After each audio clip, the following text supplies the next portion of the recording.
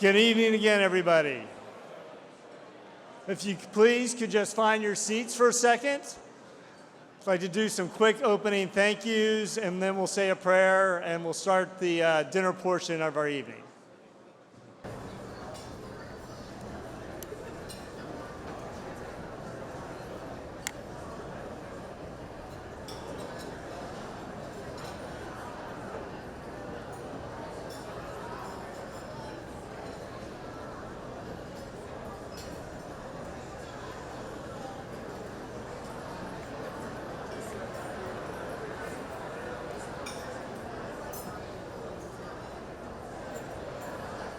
Ladies and gentlemen, again, I'm Brigadier General Retired Peter Jones, the President and CEO of the National Infantry Museum Foundation. On behalf of the National Infantry Museum leadership, Lieutenant General Retired Tom Metz, Chairman of our National Infantry Museum Foundation, Mr. Jim Weaver, Chairman of our Board of Advisors, and our Vice Chairman, Dr. Carl Savory, and the whole museum staff would like to thank you for being here this evening. It's great to see so many returning Gold Star family members here tonight, alongside the family members who have made it here for their very first time. There are over 350 family members here tonight representing 103 service members. Thank you for joining us this evening.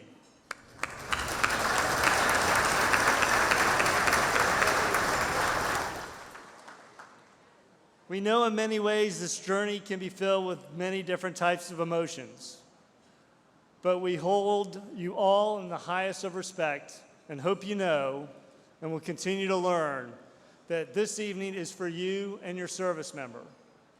There is one special thanks that I'd like to give out, and I don't know if Rachel's in the room, but if Rachel will wave, she is probably the one that has coordinated everyone's arrival here in some way, shape, or form.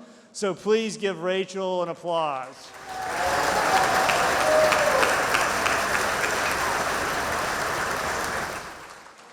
And if her little daughter was here, we'd give her applause too, because she put up with you being back and forth every day.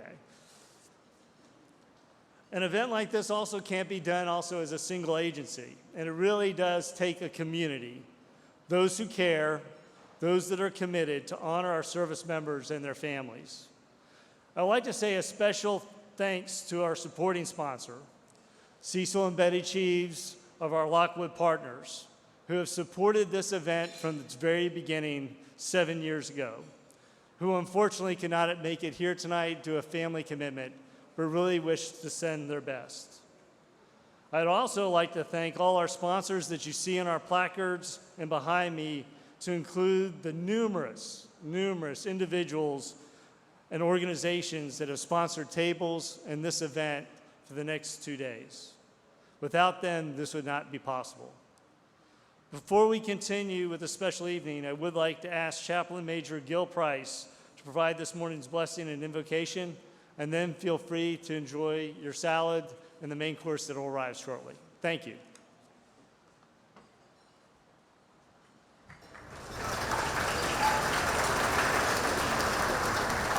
Pray with me if you would. Almighty God, we gather this evening in solemn remembrance and heartfelt gratitude for the heroes who made the ultimate sacrifice in the global war on terror. We honor their courage, their service, and their unwavering dedication to our nation. Lord, we ask for your presence here among us tonight. Comfort the hearts of the Gold Star families, bring peace to those who mourn, and strengthen our resolve to support one another in community and service. May this gathering reflect our deepest respect, our shared memory, and our commitment to never forget those who gave all for freedom. Bless the food before us, the fellowship around our tables, and the mission of honoring our fallen heroes. Guide our words, our hearts, and our actions this evening. It's in Jesus' name I pray. Amen.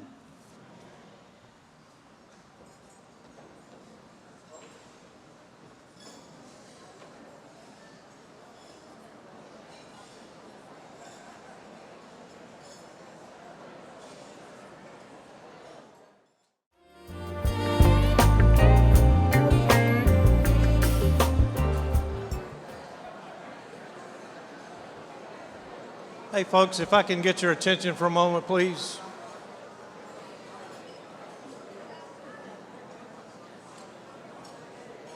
Hey, I'm Andy Redmond from the National Infantry Museum Foundation. I want to say thank you guys for being here tonight. I'm going to ask Alonzo Stewart from the Fort Benning Survivor Outreach Services to come up and talk for a minute about what he can provide and what organizations across the country can do for Gold Star families. So, Alonzo, if you'd come on up. Thanks.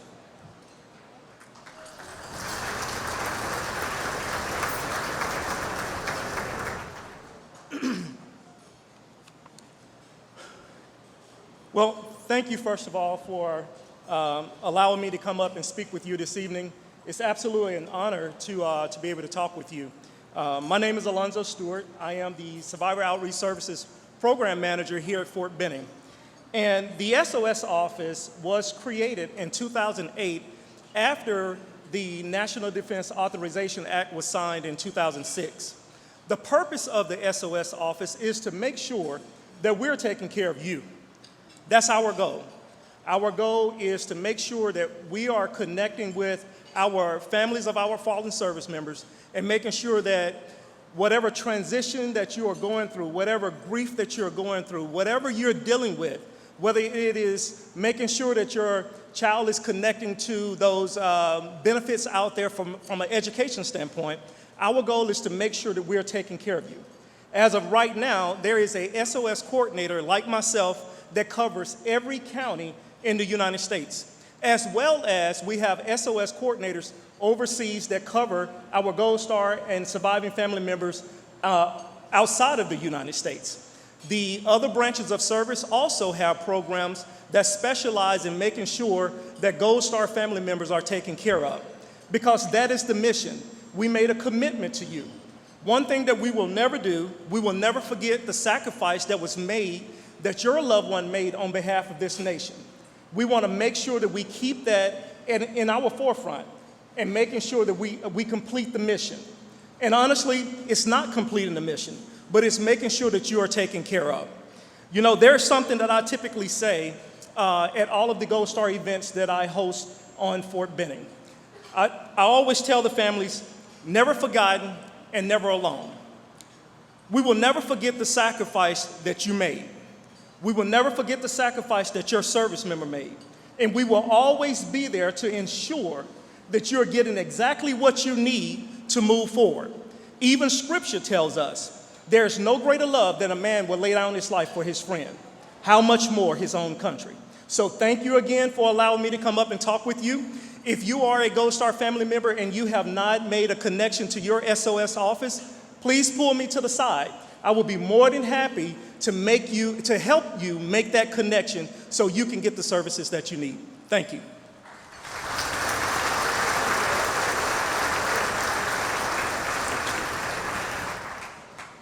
All right, so I'm going to give you a real quick rundown of what's going to happen tomorrow and Sunday so you can see the schedule out to the side. Tomorrow morning, the ceremony starts at 9 o'clock. We'll open the lobby early for you. We'll have coffee. If you want to come hang out in the lobby, and for the family members, about 8:30, we'll move you out to the stadium. Ceremony starts at 9 o'clock. You can see we've got some programming, the Transition Assistance Program for survivors. We'll do a couple of seminars during the day. We've got a couple of movies for kids, free movies in the theater. We'll have our virtual reality simulators open for you. Go in and play on them for free. So brunch and then seminars. And then 4 o'clock tomorrow afternoon, a barbecue and concert in the museum. And then Sunday, for those of you that asked for tickets to the Braves AA franchise here in Columbus, the Columbus Clingstones, that the gates open at noon. The game is at 1:05. We'll have a barbecue or a brunch for you. We do have 3 available tickets. So if you want to go and you didn't tell Rachel before, Rachel has 3 more tickets. Just see her tonight. She'll give those to you.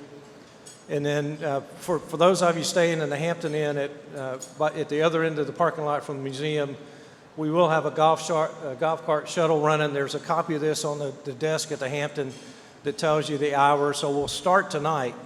So when we finish, Pete's going to invite you to come out to the memorial and look at it at night. If you've never seen it at night, it is an unbelievable experience. So we'll have some volunteers out there for you to do rubbings on the granite panels. golf carts running to and from the Hampton. If you're not at the Hampton, you're welcome to come. Just park in the parking lot and come out and look at the memorial at night. So we're going to take a break for about 15 minutes. For those of you that just got your dinner, continue to enjoy that, and we'll start back at 7:30. Thanks.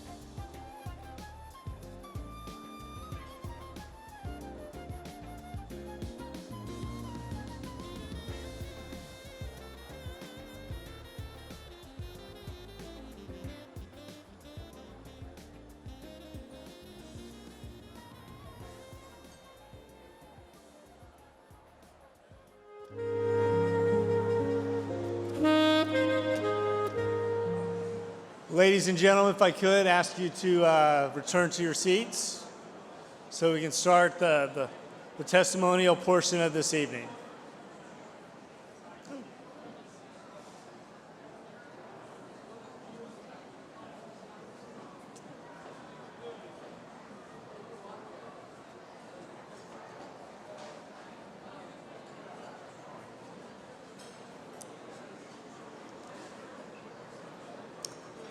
Please continue to enjoy your desserts.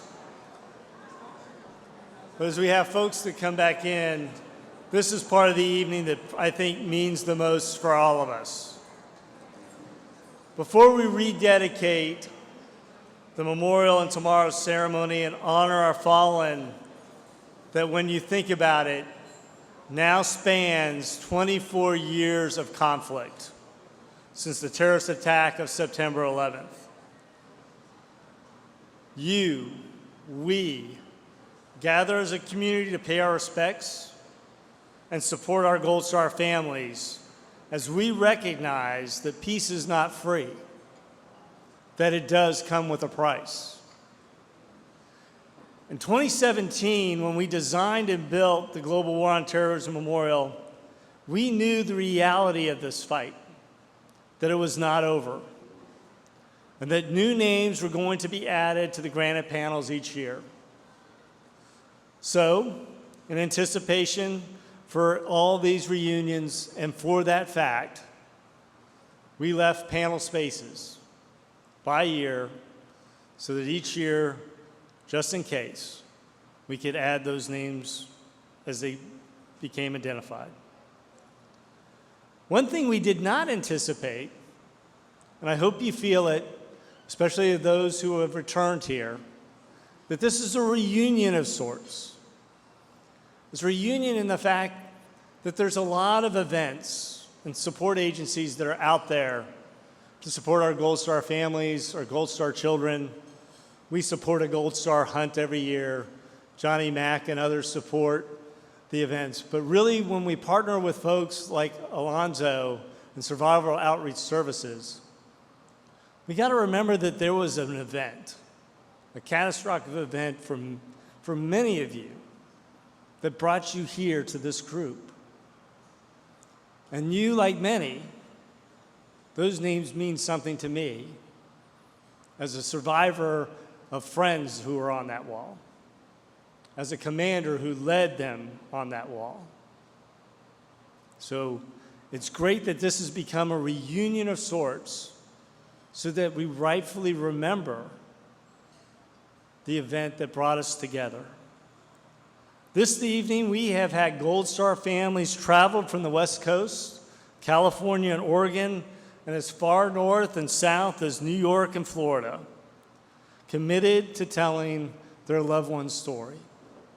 And that is our goal, is that each and every name on the wall, we capture those stories so that no matter what, they can be told. Tomorrow, we'll have an opportunity for many of you to go and record those stories so that we can start archiving them for posterity. So the name of that loved one can be shared, and hopefully the goal of this museum is to have a kiosk that it can be searched and brought up so everybody can check that name, whether it be a great niece years from now that wants to understand what everybody else talked about around the table of the loved one that was lost in the global war on terror. Tonight, we have 3 family members that are going to share their stories with us tonight so that we too can bring those names alive as testimonials in our hearts and that we can protect their memories so that every visitor, not just the museum, but as we interact with each other and other Gold Star family members, that they realize that they're not alone and that we're there to support, that we remember the selfless service, the heroism, and sacrifice of their loved one. Our first speaker tonight is Ms. Becky Mesner. She is a Gold Star mother of Army Private First Class Jesse Mesner. PFC Jesse Mesner grew up in the Central Valley of California and enlisted in the Army in 2002. After graduating from basic training, he was assigned to the 44th Corps Support Battalion out of Fort Lewis, Washington. His maintenance unit was deployed to Baghdad, Iraq for 11 months. On the evening of January 7th, 2004, his living quarters came under mortar attack. In an act of heroism, he covered a fellow soldier until the shelling stopped, resulting in a devastating shrapnel wound to his heart. Please welcome Miss Becky Mesner, Gold Star Mom.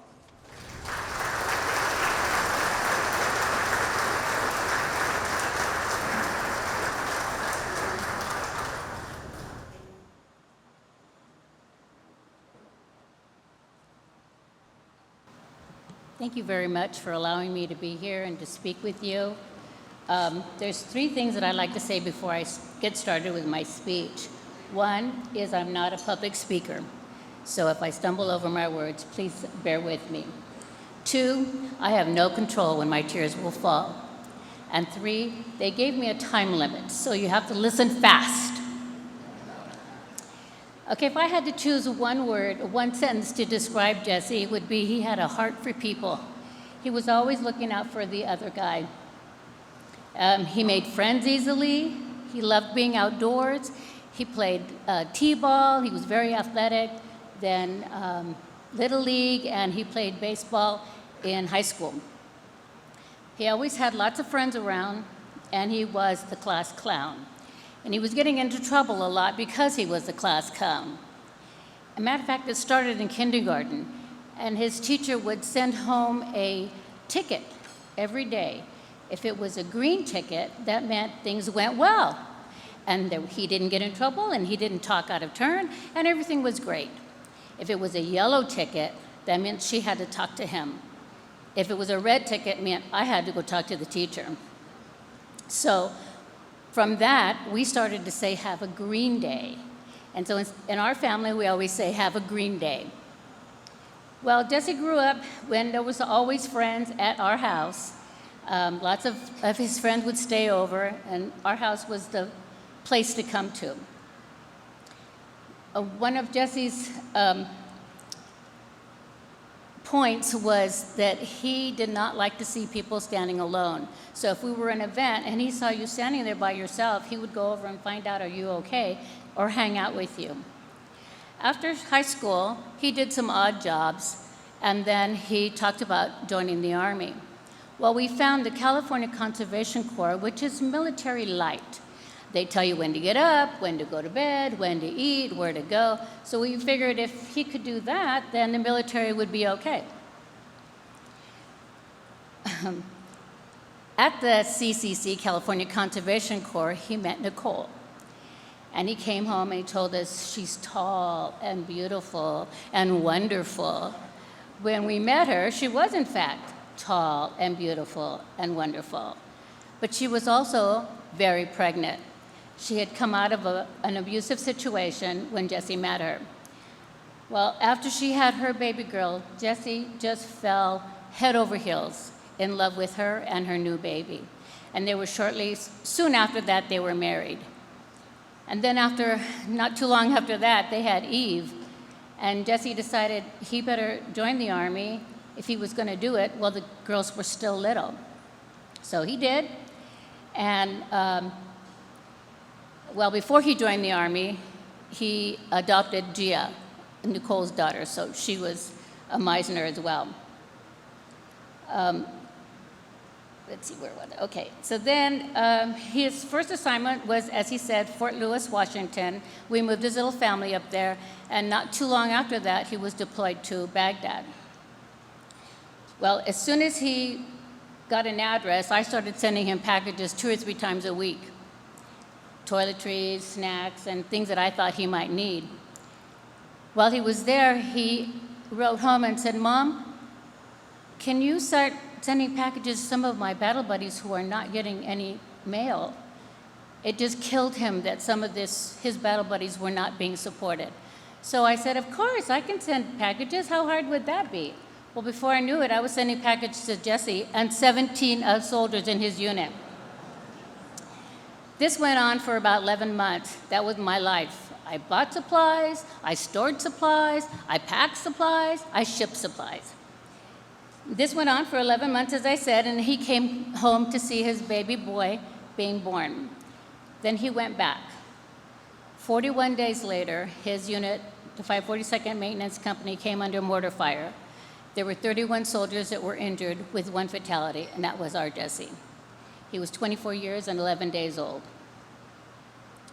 During the shelling, as he mentioned, Jesse saw Specialist Dufour had sustained massive chest wounds, so he went to cover her while the shelling was going on. And then after it ended, she told him, "You're bleeding." And his last words were, "Hell of a way to go home, but at least I get to see my baby boy." Well, of course, I was shattered, as I know you know. And I was thinking to myself, I don't want to be here. This is too much for me to bear. I'll just drive over a cliff. And then I remembered, I live in the valley. I'd have to drive 4 hours to find a cliff. So again, that was, as you can see, I didn't find my cliff.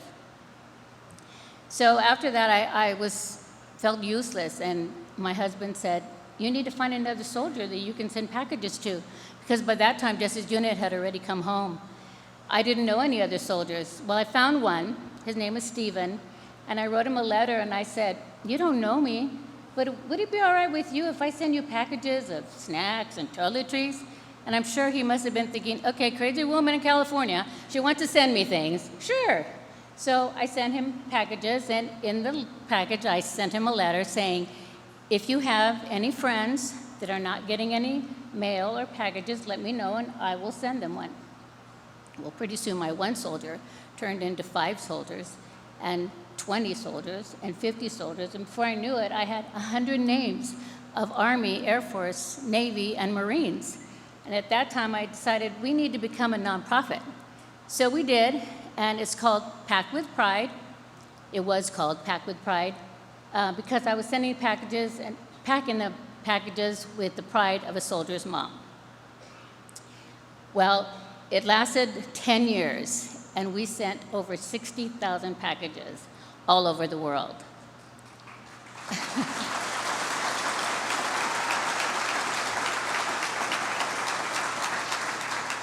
It was the best thing I could have done. It was wonderful. During that time, though, my husband had become disabled, and I had to get a job to support our family, and so we had to let the nonprofit go. But as I said, it was amazing. I had wonderful experiences. I wish I had the evening to tell you about it, but we did have to let it go.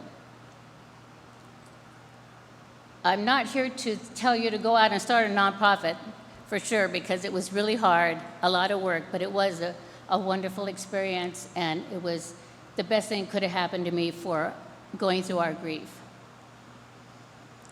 I will like to encourage you to be of service somewhere, at your church, your school, your community. It couldn't hurt, and it might just help. And in closing, because they did give me a limited time, I know that each of you have your own story. I just have the microphone. Talk about them often, say their name, and have a green day.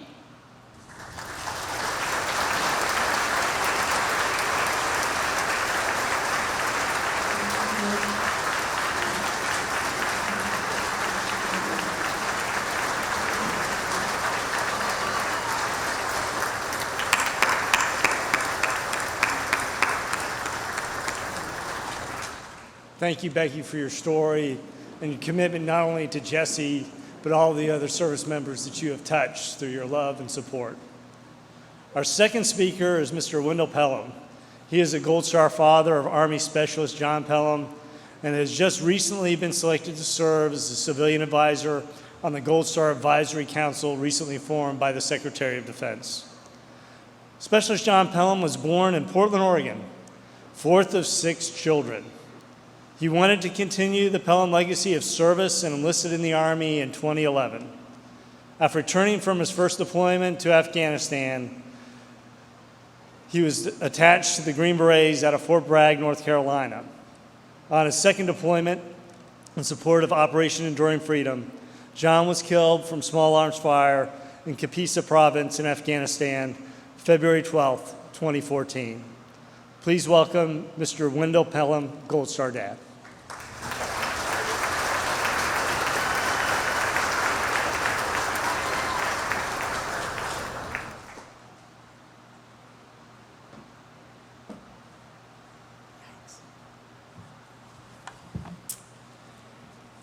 Well, if you had told me 12 years ago that I'd be standing in front of a group of Gold Star families and supporters, I would have looked at you like you had a horn coming out of your forehead. Never thought that would happen, never thought that we'd have a child killed in combat. Quite frankly, didn't really think we'd have any of our 6 kids join the armed services. However, John got the bug. The Pelhams have a long history in this country of being warriors and warfighters. And following his grandfather and his uncle's lead, John decided to join the Army.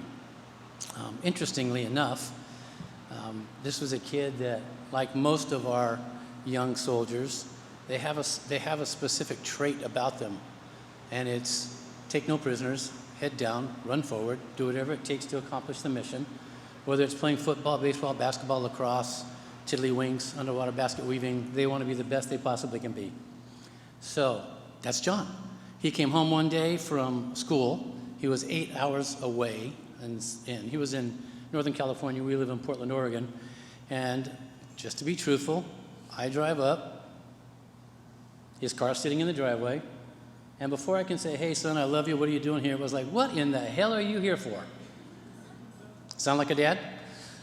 So, of course, being a dad of a son, one of the first things that started racing through my head was, damn, excuse my language, damn, I'm a little young to have a grandchild. True?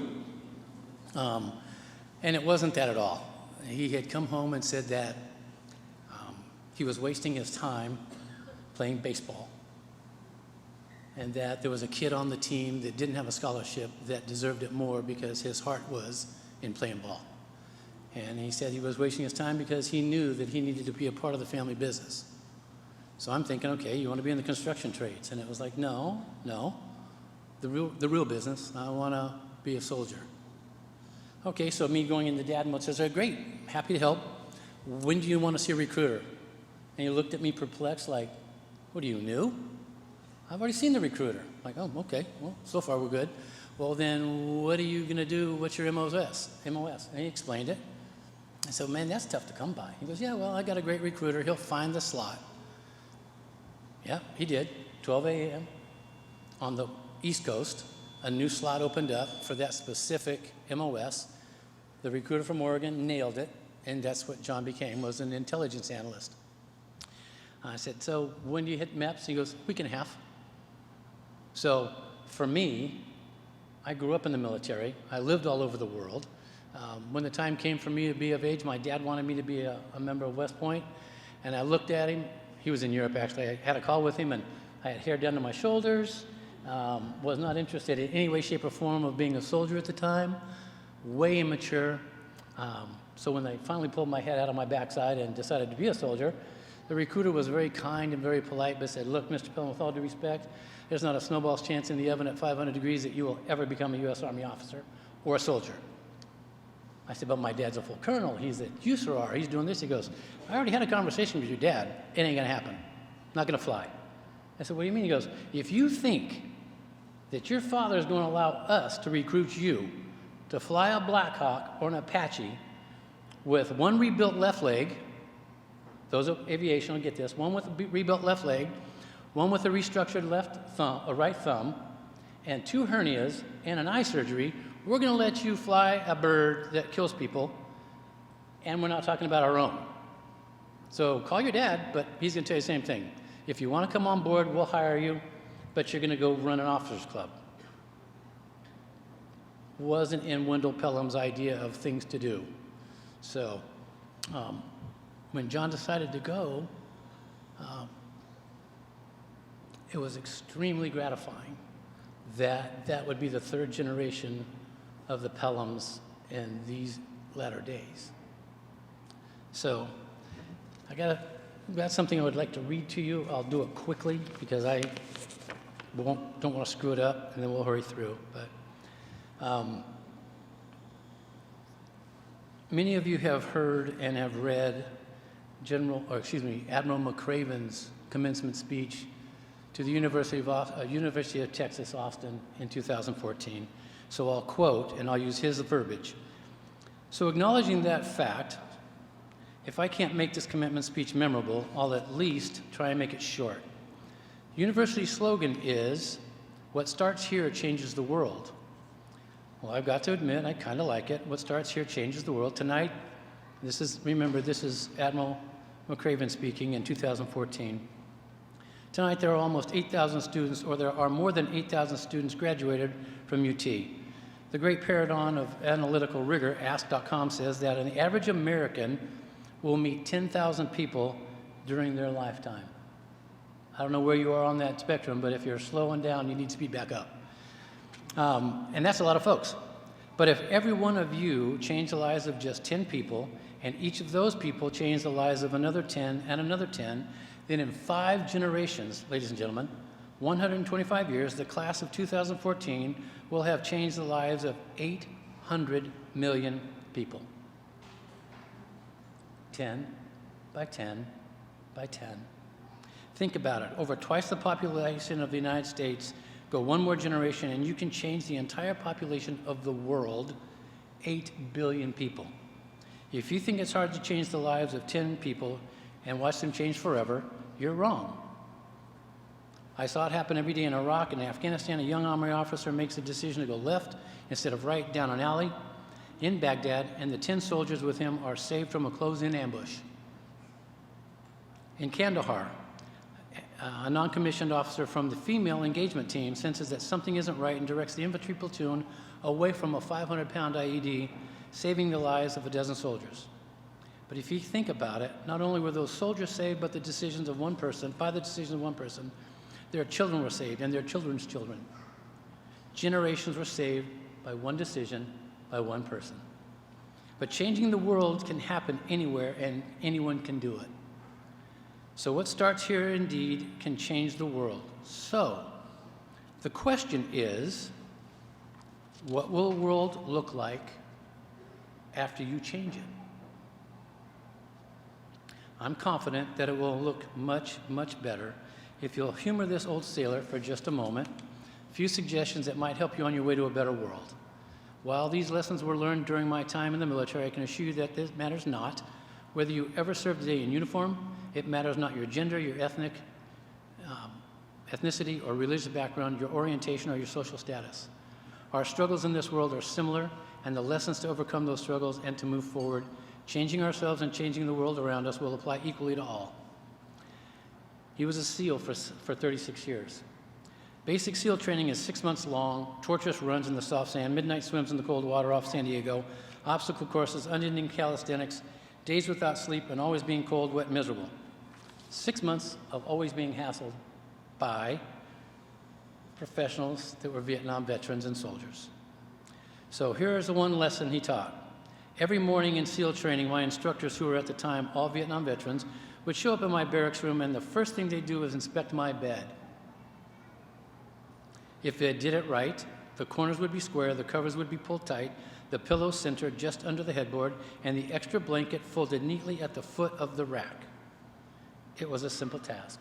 For those of us who are a little older and grew up in the military families, 0600 every Saturday morning, my parents performed inspection. Not just inspection, white glove inspection. My mother would run her hand across the door frames or around the windowsills. My dad would look in the drawers. My mother would dump the drawers because, of course, we never could fold the socks or the shirts or the undies, the tighty-whities, appropriately. So I get it. And our beds, to this day, you can ask my wife, they look like that. So every morning we were required to make our bed. It seemed a little ridiculous at the time, particularly in light of the fact that we were aspiring to be real warriors, tough, battle-hardened SEALs. But the wisdom of this simple act has proven to me many times over, if you make your bed every morning, you will have accomplished the first task of the day. It will give you a small sense of pride, and it will encourage you to other tasks and another task and another task. And by the end of that day, you will have completed and will have turned into many tasks that have been completed. Making your bed will also reinforce the fact that the little things make a difference. If you can't do the little things right, you'll never be able to do the big things right. And if by chance you have a miserable day, you will come home to a bed that is made, that you made. And a bed made gives you encouragement that tomorrow will be better. So if you want to change the world, start by making your bed, end quote. John was one of 6 children, is one of 6 children. He wanted to serve his country. Through high school, he despised bullies. And so he always stuck up for them. Isn't it interesting that when John's final assignment came from the military and from the Lord, he would be called to work with the 2nd Battalion of the 3rd Special Forces Group. And their motto is, Special Forces, de oppressa liber, or to free the oppressed. I didn't put 2 and 2 together until that. His mission on this earth was to save those who couldn't save themselves, to be a hero and to be a sounding board to those who needed help. So those of you who have served, those of you who are actively serving, we thank you for protecting this great republic, for allowing us these opportunities to come and visit and share our love and our stories. Somehow, each of our loved ones, and each named and inscribed on the memorial wall, did exactly what Admiral McRaven described. They made a difference. You taught them correct principles, encouraged, led, motivated, and loved them so that they would be the best they could be. How many of you look back and realize that the decision they made to volunteer to serve our republic were evidenced by them answering this question in the Old Testament book of Isaiah, chapter 6? Also, I heard the voice of the Lord saying, "Whom shall I send? And who will go for us?" Then said I, "Here am I, send me." As Admiral McRaven said, we can change the world our loved ones did. We must always remember their legacies. We must continue to speak their names. We must never let them be forgotten. I hope you know how much you are loved and how much you are cherished. We share a common thread that runs between our families. We reared, married, and loved our heroes unconditionally. I pray that you will always remember this. May you find peace and comfort knowing your loved one died doing that which they were most passionate about, protecting you. Thank you very much.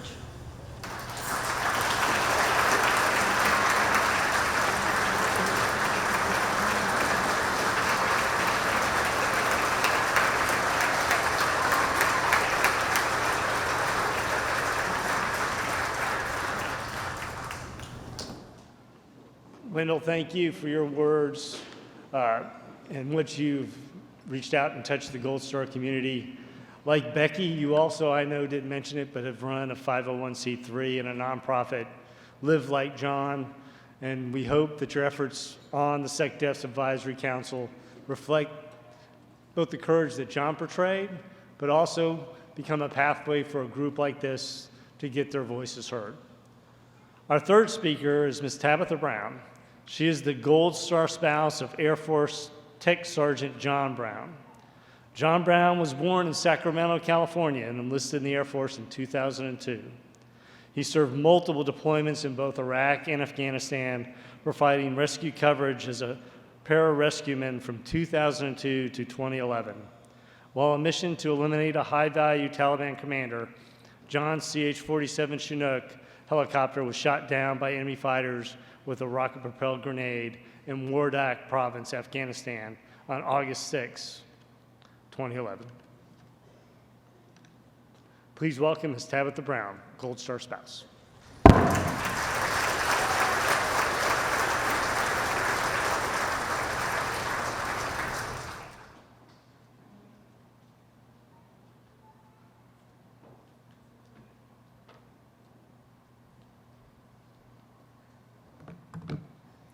Good evening.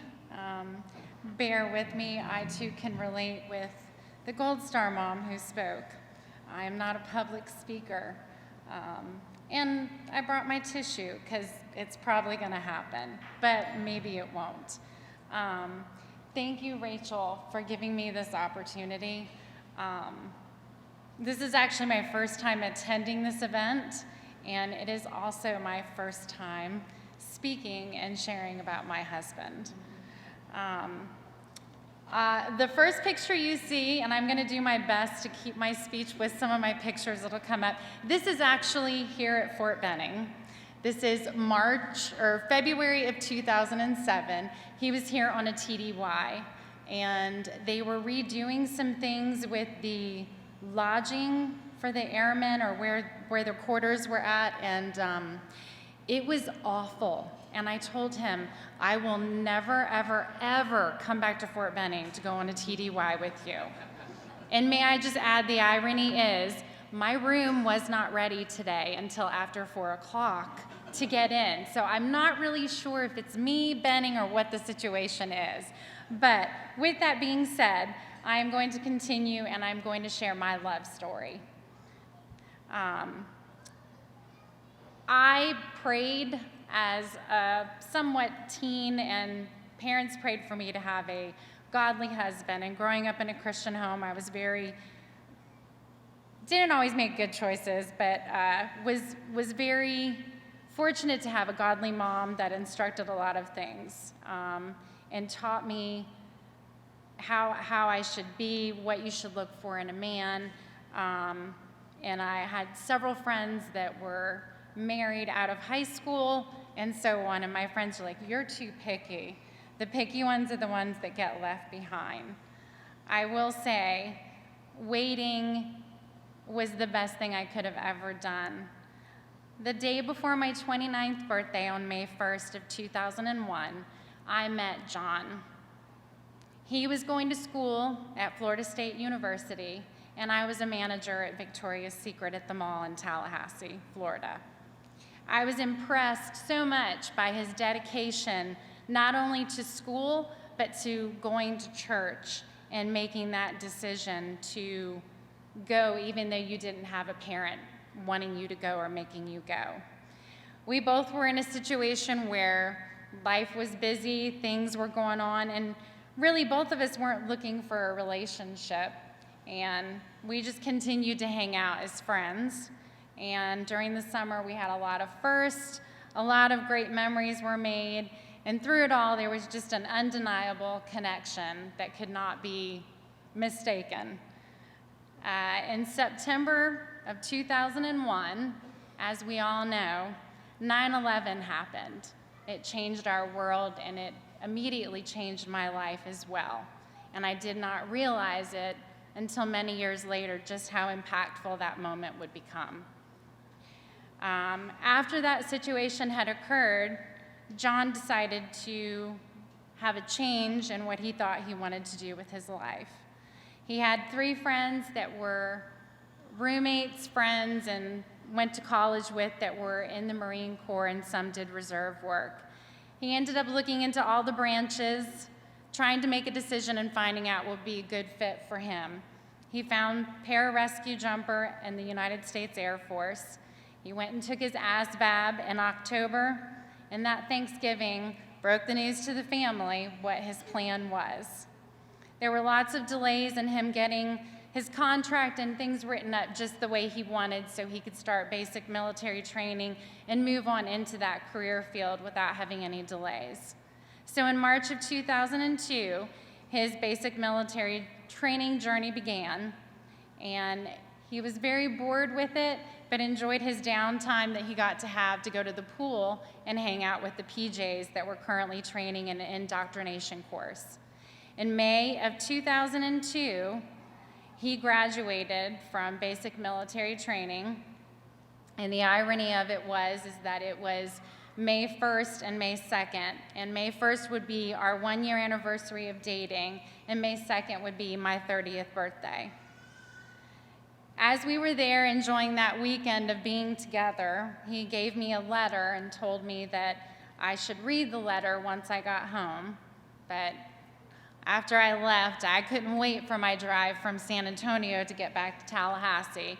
I eventually pulled over and I read the letter. This here is a picture of us at his graduation after basic military training. In the letter, he had stated, the long end of it, or the short end of it for you all, is that he knew I was the one that he would marry. It was just a matter of when God would will that time for us to have that union. In July of that year, he started the indoctrination course, and eventually we would get engaged, and on November the 29th of 2002, we were married at a bank for the quick convenience of it, and the notary married us, and a month later, we actually had a wedding and had the formalities of our wedding. Our honeymoon was quick. We PCS'd and moved from Tallahassee to Albuquerque, New Mexico, where he would continue his training of going through the pipeline to become a pararescue jumper. And being that we married at the bank, we were able to go ahead and move into base housing without a wait. So we moved into base housing, and he continued the pipeline. And the pipeline had its ups and downs, but he continued to persevere and continued to endure. In September of 2004, he graduated out of the pipeline, and he also was given the Dwayne D. Hackney Award, and I want to read it so I get it correct. The award says it's awarded to the top overall graduate who demonstrated the highest degree of leadership, professionalism, honor, and dedication. And I can say that that is definitely something that sums him up, and very much did then, and I still feel that way about him today, even though he's not here. In October of 2004, we moved to Moody Air Force Base in Georgia with a 3-year tour for him to serve there. After only being there for 3 months and just barely getting settled into our new home, he ended up deploying, unlike anyone else in his graduating class. Later that year, after he came home from his deployment in January of 2005, he was awarded the Airman of the Quarter there at the 38th Rescue Squadron. Shortly after his return from his deployment, orders dropped for us to leave and head to Okinawa, Japan, to Kadena Air Force Base. So we served out 9 more months of being there, and in December of 2005, he was awarded the Pararescue Man Award of the Quarter from the 34th Ops Group. In March of 2006, we arrived at Kadena. It's a beautiful place. Ironically, he was gone so much out of the 3 years that we were there. We sometimes joked about just how much time he actually was and wasn't on island. He did 2 augments with the 24 STS. He did 2 unaccompanied tours to Korea. There were lots of TDYs in between it. He also made Staff Sergeant while being on island, and he also got the award for NCO of the Quarter. When he was home, we did actually do a lot of fun things. We went to China. We got to go see the Great Wall, the Terracotta Warriors, and we also took a trip above the mainland of Japan to Hokkaido to the Snow and Ice Festival. Being a Florida native, it snowed every day for a week. It was like one of the greatest trips of my life. In January, before we went on our trip, he was also awarded the NCO of the Year from the 31st RQS, and then he also was awarded the Pararescue NCO of the Year from the PACAF. And I was always amazed at just how wonderful he did at his job and loved it. We ended up leaving Okinawa after our 3 years, and we returned stateside for him to attempt to become a member of the 24th STS. So we moved into North Carolina, which then it was Pope Air Force Base, and he joined in with JSOC in the 24 STS. He did his green team. He did go on a deployment. This is us at our, well, that's actually him and our cat, my cat I had for 20 years, at our home in North Carolina. One of the joys of being with him while he was there at this high-paced environment, because they were gone so much, we were afforded the opportunity as spouses to go on the TDYs. So I was able to accompany him to Vermont, Maine, Puerto Rico, and for me, I really enjoyed the opportunity because it afforded me more time to be able to be with him. In November of 2010, we moved to Virginia Beach through work for him as a 4-month duty for him to pull alert and train with the SEAL Team 6 that he was joined with. In February of 2011, we returned from him pulling alert, and we went home to Destin, and ironically, Memorial Day weekend would be our last holiday together. 4 weeks later, on June 25th of 2011, I said goodbye to him for that deployment. Little did I know that would be my final goodbye. That is a picture of John in one of his deployments in Afghanistan. The guys called him Yukon Cornelius because of his size and his red beard. I don't know where the red came from because he did not have red hair. In that deployment, 6 weeks to the day, he would be killed. He was one of 31 aboard the Chinook that was shot down in the Tangi Valley in Afghanistan. I remember the doorbell ringing and just wondering who would be coming that early in the morning on a Saturday, and seeing the sea of blue, dress blue uniforms. That's me at Arlington. He was buried on August the 30th of 2011. I go every year to Arlington. I made the promise that I would go as long as I was able to, and I do go. This is me last month attending for the 14th anniversary. For me, as painful as that part of the journey was, I'd go back and I'd do it all again because he was the love of my life. And I'm so thankful that he chose me to be his wife. The silver lining for me in some ways is I've met so many amazing people since going through this experience. I do a bunch of things with the Navy SEAL Foundation and was able to finally connect with my fellow widsters, as I call them, because they're my widow friends and they're my sisters, but I was able to meet more of the spouses who lost their husband with my husband aboard the Chinook on Extortion 17. I've been able to jump with the Golden Knights. My husband did a bunch of jumps, and I always said I wanted to do it, and I got the opportunity to tandem with the Golden Knights. I've also been to Alaska, and I've hiked the Gold Star Peak. I'm thankful for this opportunity, and I appreciate you all not being near as scary as I thought it was gonna be. But thank you, and I hope you all have a nice night.